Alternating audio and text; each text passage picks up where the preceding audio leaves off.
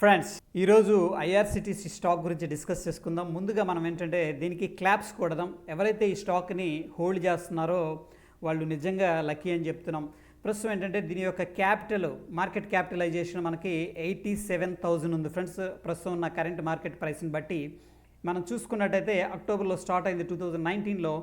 అక్కడ నుంచి కూడా ఫస్ట్ మంత్ మార్చిలో మనం చూసుకుంటే ప్రీవియస్ మంత్ కంటే కొద్దిగా కిందకి వెళ్ళింది. అక్కడ నుంచి కూడా ఎవ్రీ మంత్ హైస్ క్రియేట్ చేసుకుంటూ 320 దగ్గర రఫ్గా స్టార్ట్ అయింది.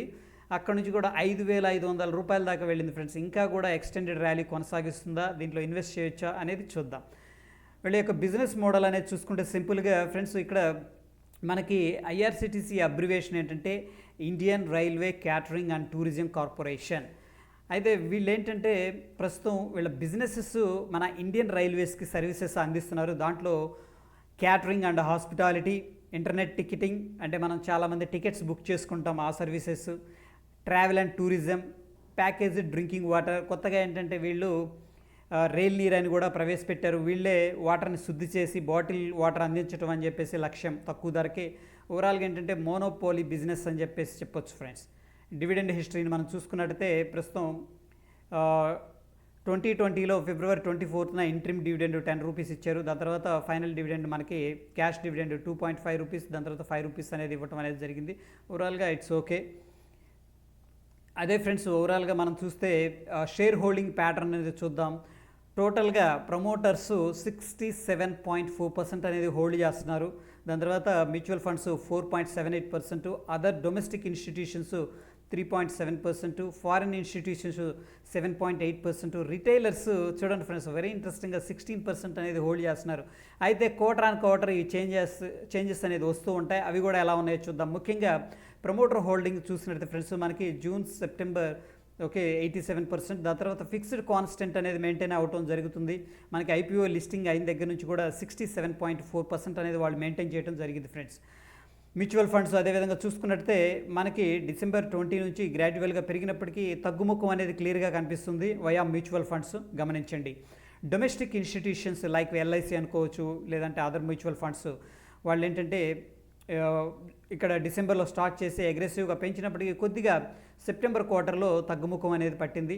ఫారిన్ ఇన్స్టిట్యూషన్స్ మాత్రం ఒక రకంగా హెవీగా దీని మీద డిప్లాయ్ చేశారని చెప్పొచ్చు. 8.3%ని హోల్డ్ చేస్తున్నారు, బట్ లైట్గా తగ్గించుకుంటూ వస్తున్నారు, గమనించండి.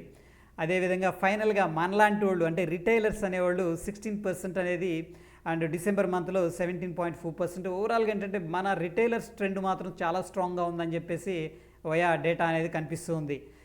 నెక్స్ట్ ఫైనాన్షియల్స్ అనేది మనం అబ్జర్వ్ చేస్తే ఫ్రెండ్స్, మనకి ఫైనాన్షియల్ ఇయర్ 2021లో మాత్రం చాలా తగ్గుముఖం పట్టింది వాళ్ళ బిజినెస్ అంతా కూడా. ఎందుకంటే మనకి ఈ కోవిడ్ వల్ల ఏంటంటే ఈ ఆపరేషన్స్ అనేవి సరిగా జరగలేదు. అందువల్ల నెట్ ఇన్కమ్ మనం చూసుకున్నట్టయితే అంతకుముందు ఫైనాన్షియల్ ఇయర్ 2020లో 513 crores వచ్చింది.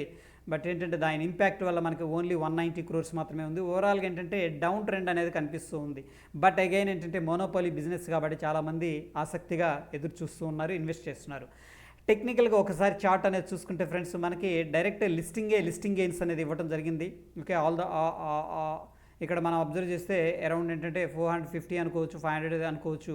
అక్కడ స్టార్ట్ అయ్యి లో అనేది అక్కడ నుంచి కూడా మనకి 2000 దగ్గర మల్టిపుల్ టైమ్స్ రెసిస్టెన్స్ లెవెల్ అనేది కనిపిస్తుంది ఫ్రెండ్స్. ఇక్కడ టెక్నికల్గా ఒక బ్రేక్అవుట్ అనేది కనిపిస్తుంది.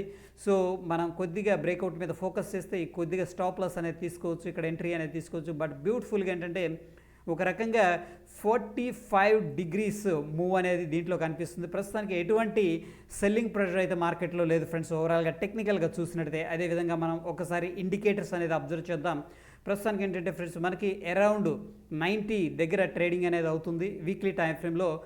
ఒక రకంగా ఏంటంటే ఇది ఎక్స్ట్రీమ్గా ఓవర్బాట్ జోన్ అని చెప్పొచ్చు based on the RSI indicator. అదేవిధంగా మనం మ్యాక్డీ ఇండికేటర్ చూసుకున్నట్టయితే ప్రస్తుతానికి పాజిటివ్ హిస్టోగ్రామ్ కనిపిస్తుంది. అదేవిధంగా పాజిటివ్ మూవ్ అనేది వయా మనం చూసినట్టయితే ఈ క్రాస్ ఓవర్ కూడా ఏంటంటే ప్రస్తుతానికి పాజిటివ్గానే ఉంది ఫ్రెండ్స్. టెక్నికల్గా ఇట్స్ స్ట్రాంగ్ అని చెప్పొచ్చు with 45 degrees move. Okay friends, అదేవిధంగా ఈ స్టాక్ని మనం బై చేయాలా, హోల్డ్ చేయాలా, ఎగ్జిట్ అవ్వాలా అనేది మనం ఒక కంక్లూజన్ అనేది తీసుకుందాం. ప్రస్తుతానికి ఏంటంటే మనం లాస్ట్ 6 months ప్రమోటర్స్ యొక్క హోల్డింగ్స్ చూసుకున్నట్టయితే కాన్స్టెంట్గా ఉన్నాయి. అంటే వాళ్ళు ఎటువంటి తగ్గించడం అనేది చేయలేదన్నమాట స్టేకు. ఇది గుడ్ సైన్ అని చెప్పొచ్చు స్టాక్కి. అదేవిధంగా ఏఎస్ఎం రెస్ట్రిక్షన్స్ కానీ జిఎస్ఎం రెస్ట్రిక్షన్స్ కానీ లేవు.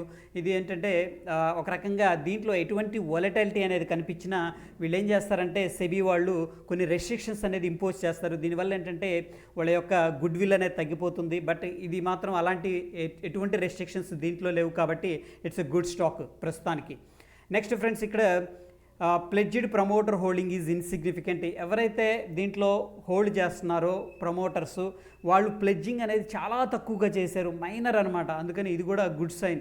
నెక్స్ట్ వచ్చేసరికి ఫ్రెండ్, మనకి ఓపెనింగ్ దగ్గర నుంచి అంటే ఐపీఓ కావచ్చు లేకపోతే తక్కువ ధరలో కొనుక్కున్న వాళ్ళకి ఫిక్స్డ్ డిపాజిట్తో కంపేర్ చేసినప్పుడు ఎక్సలెంట్ రిటర్న్ అనేది ఈ స్టాక్ అనేది జనరేట్ చేసింది ప్రస్తుతం ఉన్న డేటా ప్రకారం.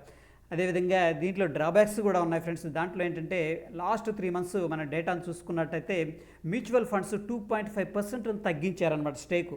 It's not good sign. జనరల్గా ఏంటంటే మంచి పొటెన్షియల్ ఉందంటే మ్యూచువల్ ఫండ్స్ పెంచుతూ ఉంటాయి stake. But last 3 months compare చేసుకుంటే మనకి 2.5% అనేది తగ్గింది ఫ్రెండ్స్. నెక్స్ట్ ఏంటంటే కరెంట్ ప్రైస్ అనేది చాలా ఎక్కువగా ఉంది ఇంట్రెన్సిక్ వాల్యూతో కంపేర్ చేసినప్పుడు. ఇక్కడ ఇంట్రెన్సిక్ వాల్యూ అంటే జనరల్గా ఏంటంటే 200 days మూవింగ్ యావరేజ్ అంటాం కదా, ఆ యావరేజ్ దాటి చాలా ఎక్స్టెండెడ్ ర్యాలీ అనేది చేసింది. మళ్ళీ కొద్దిగా పుల్ బ్యాక్ జరిగే అవకాశం ఉంది కాబట్టి బేస్డ్ ఆన్ ద ప్రైస్ ఏంటంటే కొంచెం ఓవర్గా ఎక్స్టెండెడ్ అయిందని చెప్పొచ్చు. ఇట్స్ నాట్ గుడ్ సైడ్ అనమాట ఫ్రెండ్స్.